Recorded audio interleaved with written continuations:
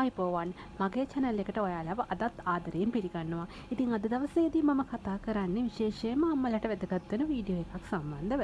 ඉතින් අපි බලමු මේ මොකක්ද කියලා. ඔව් බබාලට නිවැරදිව ෆෝමියුලා හදන්නේ කොහොමද කියලා තමයි අද මම ඔයගලන්ට වීඩියෝ එක අරගෙන ආවේ. ඉතින් මම හිතනවා මේ විශේෂයෙන්ම මව්වරුන්ට මේක ගොඩාක් වැදගත් වෙයි කියලා. මොකද මමත් මේ දේවල් කරනකොට තමයි ඇත්තටම ඉගෙන ගත්තේ. බබාට කිරි හදන්න කලින් විශේෂයෙන්ම අපි ඒ බෝතල් පිරිසිදු කරන එක ඉතාමත් අත්‍යවශ්‍ය කාරණයක් වෙනවා. ඉතින් මේ බෝතල් පිරිසිදු කරනකොට ඔයගොල්ලෝ අලුතෙන්ම බෝතලයක් ගන්නවා නම් ඒක සෙල්සියස් අංශක 100ට අපි නටන ජලයේ විනාඩි 20ක්වත් ඒ වතුර දාගෙන තම්බ ගන්න ඕනේ අලුත් බෝතලයක් නම්. හැබැයි ඔයගොල්ලෝ පාවිච්චි කරන බෝතලයක් නම් මෙන්න මේ විදිහට තමයි පිරිසිදු කරගන්න ඕනේ. මෙන්න මේ ආකාරයට බෝතල් කියන බොටල් ක්ලීනර් එකක් පාවිච්චි කරලා ඔබට බෝතල් ක්ලීන් කරගන්න පුළුවන්. ඇත්තටම කිව්වොත් මේක ඉතාමත් පහසුයි. ඔයාලට ඕන වෙනසලකින් මම හිතන්නේ මේව ලබා ගන්න පුළුවන්. නැත්නම් ඕඩර් කරලා වුණත් ගන්න පුළුවන්. ඉතින් මේ වගේ බ්‍රෂ් කරලා අපි මේ කිරි බෝතල් හොඳට පිරිසිදු කරගන්න ඕනේ. ඒක ඉතාමත් අත්‍යවශ්‍ය කාරණයක් වෙනවා.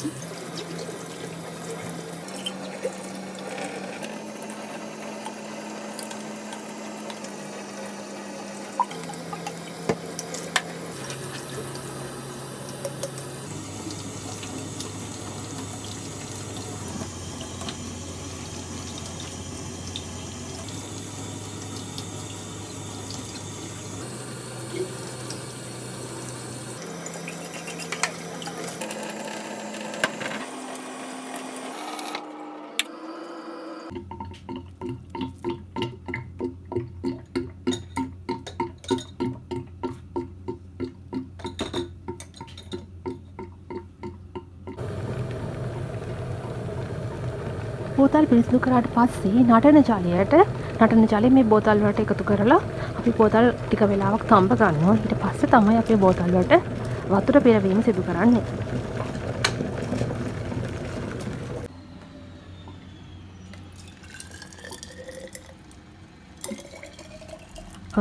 සමහරක් බබාලට දෙන කිරිපිටි වර්ගය අනුව සාදා ගන්න විදිය ටිකෙන් ටික වෙනස් වෙන්න පුළුවන්. දැන් මගේ බබාට මම දෙන්නේ cow and gate 3 එක තමයි මම දෙන්නේ. මොකද යාට අවුරුද්දයි මාස 5ක් වෙන නිසා. ඉතින් මේකේ පිටිපස්ස සඳහන් වෙනවා උතුරවා නිවාගත ජලය තමයි අපි මේ කිරියක හදන්න පාවිච්චි කරන්න ඕනේ. ඉතින් කිසි විටකත් ඕගොල්ලෝ හදන ෆෝමියුලා එකේ ඒ ටින් එකේ අසුරනේ හොඳට කියවලා බලන්න මේ කිරියකට කොහොමද අපි මේ පිටි එක හදාගන්නේ කියලා. විශේෂයෙන්ම ගොඩක් ඒවා සඳහන් වෙන්නේ උතුරවා නිවාගත් ජලය තමයි මේකට යොදා ගන්න ඕනි කියලා.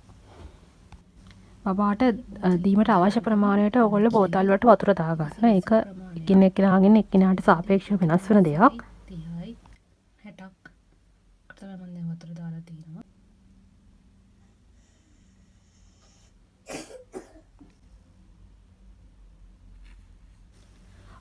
ඒ බෝතලේ සඳහන් වෙනවා පරිමාණයක්. ඒ පරිමාණයේ මට්ටමට ඔබට පුළුවන් ජලය දමා ගන්න. ඉතින් ඒ ජලය නිවුනට පස්සේ ඔබට පැකට්ටුවේ ඇති ඒ අවශ්‍ය ප්‍රමාණය ඔබ ගන්න පිටි වර්ගයේ අනුව ඒ දමන හැඳි ප්‍රමාණයන් වෙනස් වෙනවා. ඉතින් ඒක හොඳට කියවලා බලලා මට්ටම් කරන ලද හැඳි අවශ්‍ය ප්‍රමාණයට එකතු කරගන්න. එතකොට නිවැරදිව ඔයාලට කිරි පිටියක හදාගන්න පුළුවන් වෙනවා.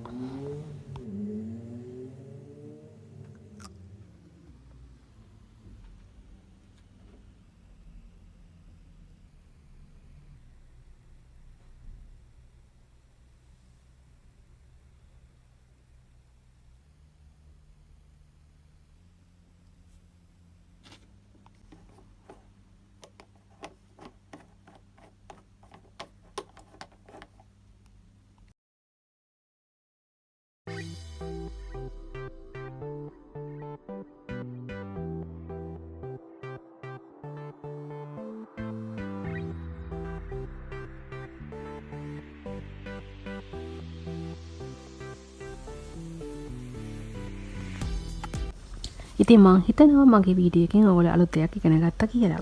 අලුත් දවසක අලුත් වීඩියෝ එකක් අරගෙන එන්නම්.